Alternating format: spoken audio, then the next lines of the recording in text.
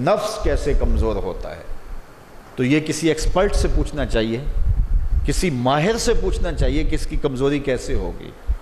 ہماری بدنی امراض کے لیے یا صحت کے لیے ہم جو بدن کے ماہرین ہیں، طبی ماہرین ہیں، ان سے پوچھتے ہیں۔ اب روحانی ماہرین سے پوچھیں کہ یہ نفس بڑا تگڑا ہے، اس کو کیسے صحیح کرنا ہے۔ علامہ اقبال علیہ رحمہ جس شخص کو اپنا مرشد مانتے ہیں اور کہتے ہیں میری اندر کی بیماریوں کا علاج جس شخص نے کیا ہے وہ مولا جلال الدین رومی ہے۔ تو جلال الدین رومی ایک معالج کا پتہ دیتے ہیں۔ بعض اوقات ہمیں کوئی مسئلہ ہوتا ہے تو ہم کسی اپنے ڈاکٹر دوست سے پوچھتے ہیں کہ یار آپ کی نظر میں کون سا اچھا ڈاکٹر ہے جو ہمارے اس مرض کے لیے ہو، کہ ڈاکٹر آگے جس ڈاکٹر کا پتہ بتائے گا پھر وہ باکمال ہی ہوگا نا۔ تو عام آدمی تو ہو سکتا ہے کسی عطائی کا پتہ بتا دے، وہ کہتا ہے مجھے فلاں جگہ سے دم کروایا، مجھے اس سے دم آ گیا، تو ہم دم کروانے بھاگ جائیں گے۔ یہ ایسے ہی ہوتا ہے نا کہ لوگ وقت ضائع کر دیتے ہیں ان چکروں کے اندر اور بیماری کے منہ میں۔ وقتی طور پہ تھوڑا سا نفسیاتی طور پہ وہ ٹھنڈے ہو جاتے ہیں، جب انہیں کوئی دم شم ہو جاتا ہے تو وہ کہتے ہیں نا میں ٹھیک ہوں، لیکن بیماری اندر پھیلتی رہتی ہے، وہ ڈاکٹر کے پاس جاتے نہیں پراپر، اور پھر بیماری اتنی پھیل جاتی ہے پھر علاج نہیں ہوتا۔ تو جب وہ تھوڑا سا ان کو ریلیف ملتا ہے ان کے نفسیات کی وجہ سے تو وہ شور کرنے لگ جاتے ہیں میں بڑا بہتر ہو گیا ہوں، اور عورتیں کہتی ہیں پہنا میں تو ٹھیک ہی ہو گئی ہوں۔ تو وہ نتیجہ کیا ہوتا ہے کہ بیماریاں پھیلتی ہیں اور باقی لوگ بھی اس طرح چل پڑتے ہیں، تو یہ ایک عجیب رنگ اور عجیب ڈھنگ ہوتا ہے۔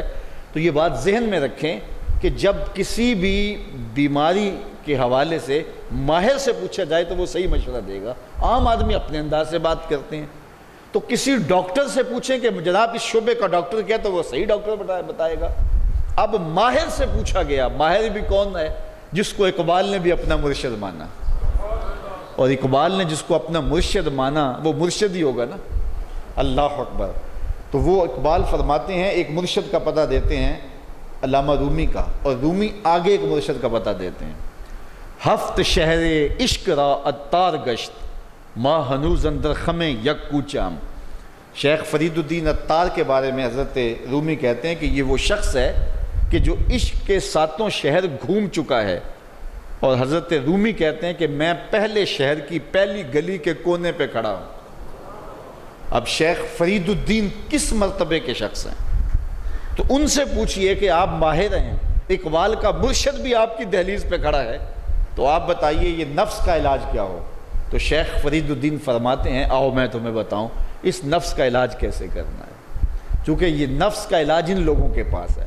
باج فقیراں کسے نہیں ماریا، باہو ظالم چور اندر دا ہو، یہ ان لوگوں کا ہی کام ہے کہ اس کا علاج کریں۔ تو شیخ فرید الدین فرماتے ہیں نفس نتواں کش الا باسے چیز بات گوئم یادگیرش اے عزیز۔ نفس نہیں مرتا، لیکن اگر تیرے پاس 3 اسلحے موجود ہیں تو پھر اس کو قابو کرنا مشکل بھی نہیں ہے۔ وہ 3 اسلحے کون سے ہیں ذرا سن لیجئے، اور اس نیت سے سنیے کہ ہم اس ماہ صیام میں اس پر عمل کریں گے اور اپنے نفس پہ قابو پانے کی کوشش کریں گے۔ کیونکہ یہ تقریر محض تقریر نہیں ہونی چاہیے کہ میں آ کے ہر سال کوئی بات سنا جوں اور آپ ہر سال سن لیں، تو اس سے کیا فائدہ ہوگا اگر ہم عمل نہیں کریں گے تو اس نیت کے ساتھ سنیں کہ یہ ایک ماہر روحانیات کے ماہر نے ہمیں یہ مشورہ دیا ہے کہ اپنے نفس کا علاج کیسے کریں۔ تو کہتے ہیں نفس نہیں مرتا مگر 3 اسلحے ہوں تو ٹھہرتا بھی نہیں ہے۔ پہلا اسلحہ خنجر خاموشی، خاموشی کا خنجر۔ دوسری بات شمشیر جو، بھوک کی تلوار۔ اور تیسری بات نیزائے تنہائی اور ترک ہجوم، اور ایک تنہائی کا نیزہ۔ کہتے ہیں 3 اسلحے اگر تمہارے پاس ہیں تو یہ نفس قابو میں آ جائے گا۔ خاموشی کا خنجر، بھوک کی تلوار اور تنہائی کا نیزہ۔ ایک دشمن بندھا ہوا ہے، 3 اسلحے لے کے دوسرے دشمن پہ ٹوٹ پڑو۔ ماہ صیام میں بھوک تو پہلے ہی کاٹنی ہے، لہٰذا یہ جو ہے وہ بھوک کا ہتھیار بھی اس کے اوپر جو ہے وہ کارگر ہو گیا۔ اب خاموشی بھی اختیار کریں، کوئی فضول بات اپنی زبان پر ادا نہ ہونے دیں۔ میرے حضور نے فرمایا اگر تم سے کوئی الجھے، کوئی لڑے، کوئی بحث کرے تو تم اسے کہہ دو انی صائمن، جا بابا معاف کر میں نے روزہ رکھا ہوا ہے۔